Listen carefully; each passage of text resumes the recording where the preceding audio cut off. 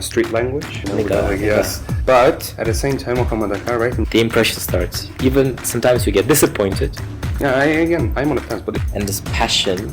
with a click of a button, you can do a lot of stuff with people again. And what is your attitude to this The problem is not in thanking the IELTS. trend? So, assalamu alaikum, our podcast listeners. Today's guest is Timur Musaif. We're going to share some new insights into IELTS, into the education system that's currently taking place, and generally talk about the difficulties the students face and all the news in the world of IELTS. So, hello. Hi. I hope you're Karam. doing well. Yeah. You have quite a big experience in IELTS, currently teaching, and generally you have a lot of graduates and so on. But could you first share your own experience of how you got into Innovative Center and your first meeting with Muhammad Salif? All right. So, my name is Tim, right? Let me introduce to the audience first. I've been actually working as a teacher for the last 4 years, I guess. But, when I first came to Innovative Center, I was a 19-year-old teenager, right? Without, any experience into the IELTS, right? CFR, teaching, and English itself. I only had, street language, right? Like, and then, Nigga. yes. Without using any academic words at all, without knowing any grammar, how to, use and follow the right grammar order. So I didn't have that. But it was in September, I clearly remember, right? Vividly remember that day. It was sunny day, 14th, I guess, September, when I first came to Innovative Center. So it wasn't modernly built and designed as well. So you can, compare, right? Back then in 2018, 2019, right? Innovative Center and Innovative Center today. Huge differences, right? A lot of changes, not only in education, knowledge system, right? Teaching, but also classes, the design, etc. I'll talk about them later. First, I met Muhammad when I, took part in his lessons, right? Well, first of all, I had, general teacher here, right? From B1 until IELTS, I guess. Nigi Noiti. Yes. Irgasho. Nigi Irgasho. She was really good at her job. She loved, working with students. She helped us a lot. Now, I had a group mate who is actually working here as well. It's one of Jalil, so we used to study together. And every time, on our commute, right, to the center, right, from home to the center, we used to have English conversation to help us build, good speaking, right, confidence. And it actually helped, a lot. Then we finished and completed, general courses, and then went to the IELTS. So on that way, right, on that path, Muhammad Salif met us with a warm smile, right, and wonderful, approach to his job. I can't describe him to be, ideal, because we don't have ideal people, right, perfect people. But the one thing that I'm quite sure about is he's a very conscientious person about his job. He does his job perfectly. At the same time, he's not only, into the IELTS, right, but he's an interesting person to talk, with.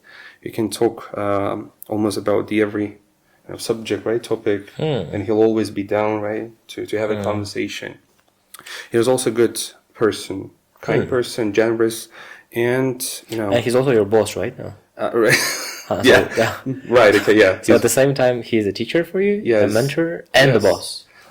Wow. He actually, has the own place in my heart. Oh. I'm not saying it to increase the number of, the amount of salary, but you got it, right? I mean, I do really respect that person. It's just a joke. But what about the IELTS journey? I mean, how old are you when you took your first IELTS? Well, I was 19. I was 19, so I came here with a B1 level, and I soon realized that level was very easy for me. That easy, And then I immediately, moved to the pre-IELTS that I studied with, in Ignagashra, and then I went to Muhammad Kha's courses. So the first IELTS took me, 3-4 months, I guess. And within the first draw, I was able to get 6.5. Oh. Yeah, it was 7 and 7 for reading and listening, both sections, but 6.5 was for writing and, speaking, I guess. But I, didn't stop there. I wanted to achieve as highest, right? What about the first impressions? The first impression was, the mixture of feelings I had, I guess. I can't choose one, feeling, right, to give you, but it was the mixture of feelings. At the same time, I was surprised, right? Yeah, Shocked. most candidates, they usually, it happens in the morning, they get the message from British Council Yeah, or yeah. from IDP. Sometimes they get the message, they see the message, so they open the message, and then the impression starts. Even sometimes you get disappointed, sometimes you get very disappointed, and sometimes you get surprised. Yeah. So you had a mixture of those feelings. Yeah, the mixture. Because I woke up early in the morning and then I've been waiting, right, without having breakfast. So as soon as I received the answers, I mean, the results, right, 6.5, and I was like, wow, okay, I don't know. I mean, it's just first experience of mine. And What about the impressions of your teachers back then? well, teachers were proud, but since, it was the first time, right, I think that Nigran Gashwan and Muhammad Aka was, they were... The key players? No. They were very kind and polite to inform me that that result, I mean, band score, okay, was good enough, okay, of not being disappointed. But at the same time, Muhammad Aka, right, and, told me not to stop. And, still now, right, he's always, pushing us forward, motivating us, urging us to take more, try more, work on ourselves, not only as a student, but also as, as teachers. So at the same time, we had the same conversation. So he had told me, to go, forward, right, achieve as high as you can. So now you're a teacher of IELTS. Right, instructor. So you're an IELTS instructor. So what is your attitude towards the opportunities provided to students? Because when we were students, I remember studying together, taking IELTS and so on, we didn't have as much opportunities as our students do now. Right. Starting from scores breakdown from British Council, one skill retake, compensation from government, not only the expenses of exam, but expenses of your education is now being covered by the government. OSR system, like we call in Russian appeляция. Yeah. So what do you think, what is your attitude towards those news for our students today? The opinions are divided, actually, right? And I am, I'm on a fence, actually. I don't know what to think, right? Exactly. At the same time, I'm very happy that students nowadays have those great opportunities that we didn't have, right, in the past. Yeah. Like the score breakdown, we could only guess, right? That was a guesswork. You don't know what to work on, so you had to work on every section straight away. Sleepless nights, right? Yeah. Tears coming out, right, all the time. Sleeping on books. We don't know what to improve, right? It was very, very tough, though. These days, with with that opportunity, right, a student can achieve a lot. The only one thing that can, still remain, right, needed from the students is desire and willingness. So without these, willingness and desire, I guess, person, if he is given even, right, the all opportunities in the world provided for him for free, he wouldn't be able to get the higher, right, as he wants. So that is the thing that, I'm on a fence. But on the other hand, I think that it can make people lazy because, so just metaphorically talking, right? 100 years ago, people didn't have the internet, access to the internet itself, devices, technologies, right, etc. So people had to cover miles, right, 100 miles, right, or kilometers to go to the library, grab the book, right, borrow the book, read it, and then come back with the book to give it back. These days, you can find literally every PDF file of every book you want to read, but people don't do this. With a click of a button, you can do a lot of stuff, but people, again, are becoming lazier, right? So I think we have to strike the golden balance between them. And what is your attitude to this kind of trend that has been popular nowadays? People try to climb up the stairs, even if they have quite good scores, they try to make it even higher and higher and higher. And this passion to get 9 is becoming more. Like in 2021, we know who was the first 9 in Uzbekistan. Well, after then, if you compare statistics of 2024, which British Council has just released, by the way, up to now, we have 33 9ers in Uzbekistan, from Samarkand, Tashkent altogether, and so on. But in 2021, we had only 1. So people are now trying to get 9, and we're not talking just about 9.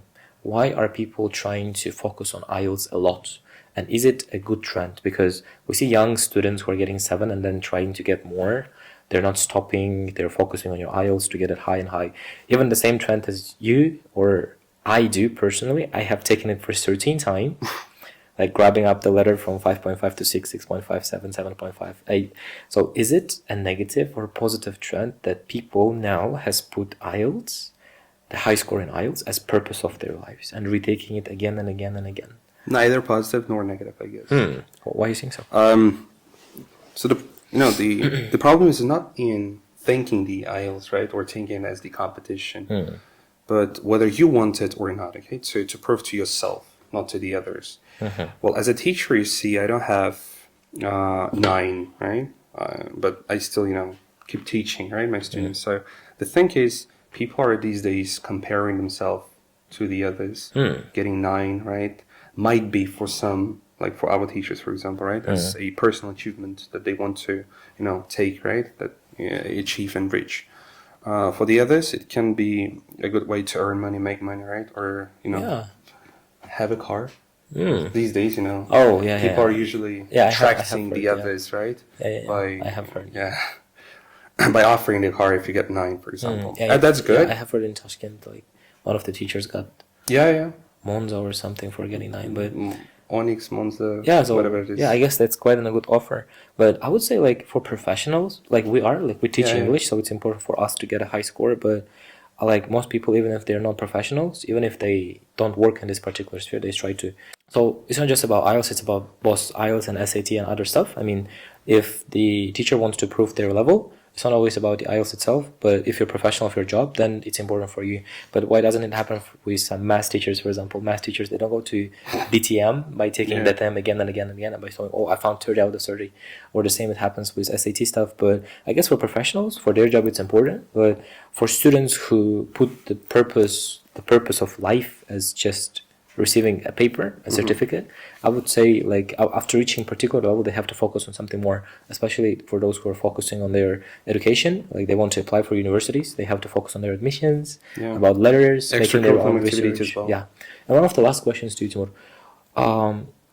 Today, like it's becoming easier and easier to get IELTS, like everyone is scoring higher and so on. So what do you think is the reason for scoring high? Is it the scores of British Council being inflated? The IELTS system being easier, the questions getting leaked, or the students becoming more clever? What do you think is the reason? Why is this trend happening? Well, I don't think that the scores might be or might have been inflated by somehow, especially when we're talking about the British Council, okay, when the security level is very, very high. It's not a problem, but students, right, are becoming cleverer. For the, again, like 5 years ago, right, when I myself was a student, right, getting 7, for example, it was wow. It was like, wow, my God, you have 7, right? Who are you? I mean, But now there is the same who are you, but in a negative tone. Yeah, of course. You have 7, whoa. Who are you, right? Yeah. Get the hell out of here, right? So the thing is, people are becoming very clever. Teachers becoming very clever, instructed, educated, hardworking. Take as an example Timur, for example, right? Our colleague. He is one of the most hardworking people I've ever seen in my life because he's so disciplined. Yeah, he's very professional. He loves teaching, he loves his student, and the attitude he has, he's always motivating his students, right, to go and push forward, right, the highest as they could achieve and reach. So he's not always doing it with the students, right, but he's always showing it, right, as a personal achievement that he has. So I guess people are becoming very, very smart, okay, these days in terms of the English proficiency. They always try to learn. And I guess, the recent introduction of some laws that every occupation, right, in Uzbekistan must have some certificate, right? The proficiency, right, of English, did also make a little bit contribution. That was a trigger, right? Yes, I guess, right? So people, I guess, started thinking about the English. And, well, these days, right, it's not... No wonder, right? I mean, if people can speak English, even a taxi driver, for example, you take a taxi, right, and you can also say hello. They will say hello, 50,000. They can, sometimes charge, right? People who speak foreign language. So I guess people are becoming very clever. And the methods, right? Technologies, and by the way, interactive whiteboards, right? Devices.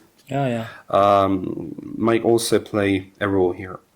So taking everything into account, the one combination, right? One punch gives us, the motivation to get 8, 8.5, and 9. So I think people are becoming clever. Well, materials are leaked. Nonsense. Yeah, thank you. It was very useful and very interesting to get All right. your opinion about like recent trends in Ielts and so on. But so we don't say goodbye to you, but this was one of the sessions of podcast at Innodev, and as we move forward, we will be trying to invite more and more guests to know their opinion about recent trends in Ielts, and we'll be talking not just about Ielts, but generally the exam stuff, the trends in English, the news, and so on. Thank you. Have a nice day. Yeah, have a nice day, guys.